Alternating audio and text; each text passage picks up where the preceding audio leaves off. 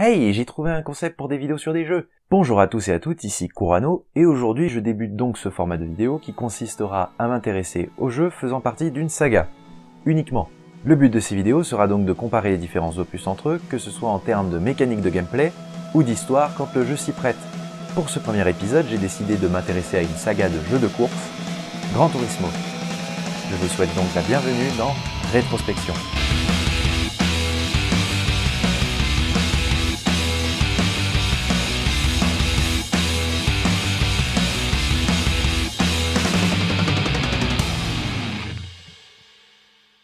Dans cette première partie, je vais m'occuper des épisodes sur la PlayStation originelle, soit Gran Turismo 1 et 2.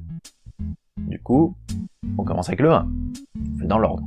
Sorti en décembre 97 au Japon et en mai 98 pour le reste du monde, Gran Turismo est un jeu de simulation de course automobile développé par Police Entertainment, devenu Polyphony Digital en 98 et conçu par Kazunori Yamauchi. C'est le jeu le plus vendu de la console avec 11 millions d'exemplaires et il a marqué les esprits pour son réalisme et son contenu conséquent.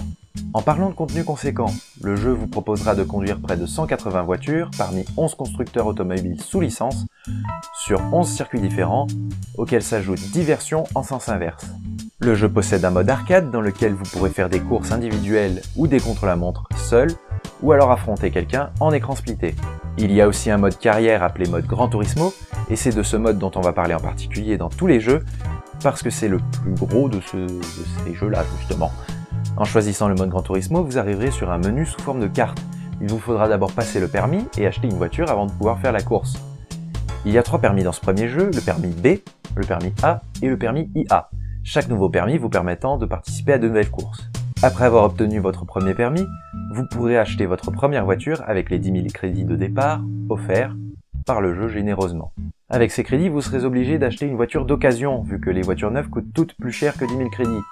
Après cela, vous pourrez enfin choisir de courir un championnat qui vous permettra de gagner des crédits et ainsi pouvoir acheter des voitures toujours plus puissantes pour pouvoir gagner les championnats suivants.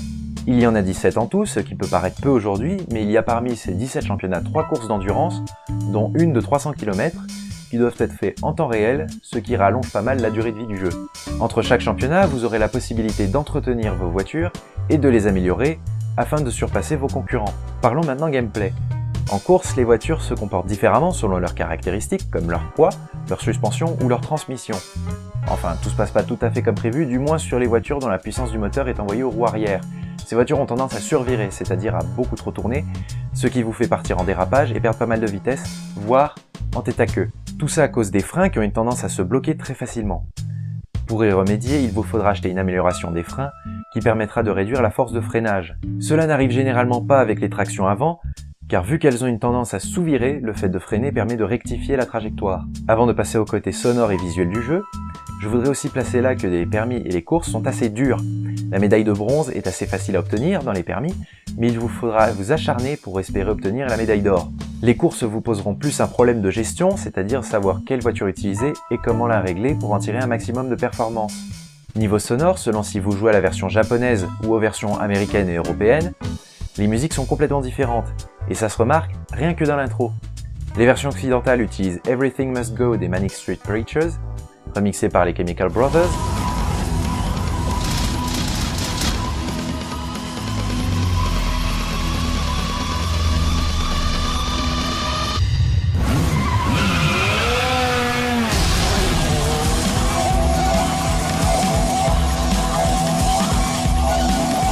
alors que la version japonaise utilise un thème composé pour le jeu, Moon Over the Castle, qui est bien meilleur à mon goût.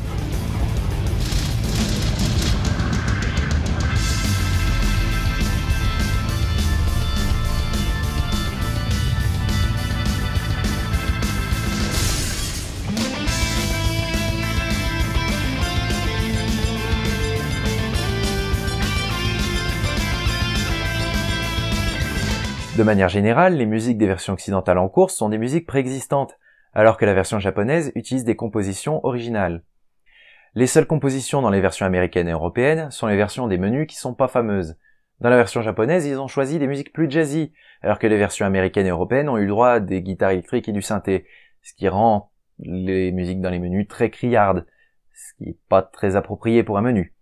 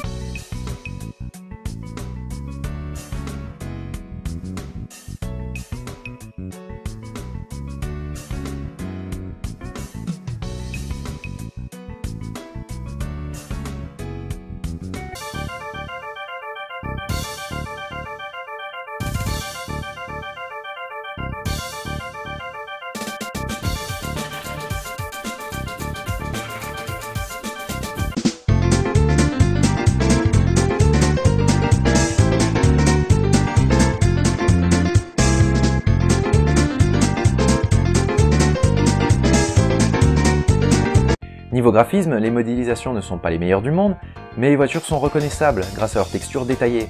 Les circuits du jeu ont tous été créés spécialement pour celui-ci et sont très sympas. J'ai par contre un assez gros problème avec la résolution interne qui est trop petite à mon goût, bien que ce soit une limitation de la console. En fait, la console est capable de produire une résolution jusqu'à 480p, c'est-à-dire 720 par 480 pixels, mais uniquement s'il n'y a pas trop de polygones à l'écran.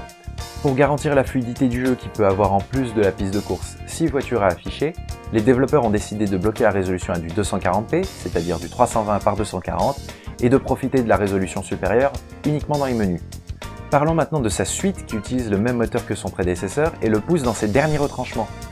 Sorti en décembre 1999 aux USA et au Japon, et en janvier 2000 chez nous, Gran Turismo 2 est un jeu encore plus difficile que son prédécesseur. Le concepteur du jeu, Kazunori Yamauchi, s'était plaint que le jeu avait une intelligence artificielle trop faible, bien que supérieure à la moyenne des jeux de course de l'époque. La difficulté du premier titre venait en fait surtout que les IA étaient vissés sur des rails et avaient souvent des voitures beaucoup plus puissantes que vous.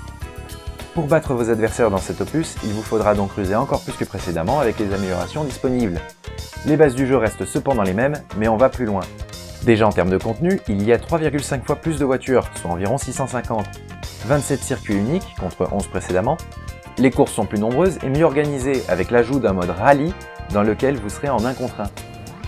Avec l'ajout de course s'ajoutent également 2 nouveaux permis, le permis IC et le permis IB. Les qualifications présentes avant chaque course dans le premier jeu, dont je n'ai pas parlé, ont ici été supprimées vu qu'elles servaient à rien, et on pouvait les passer. Et on n'est plus obligé de faire toutes les courses d'un championnat d'une traite. Entre chaque course, on peut aller améliorer sa voiture, sauvegarder, etc. La physique a été légèrement revue au niveau des freins pour réduire le patinage, bien que ce dernier soit encore présent. Bah oui, vu que c'est le même moteur.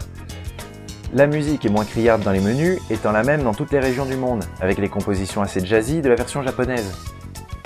Et graphiquement, il n'y a pas de changement par rapport au premier, vu que c'est le même moteur. 3 fois que je le dis.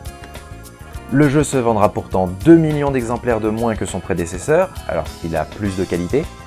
Sans doute parce que le jeu est sorti en fin de vie de la console et que les gens étaient en train d'attendre la PS2 plutôt que de chercher à acheter de nouveaux titres pour leur PlayStation 1.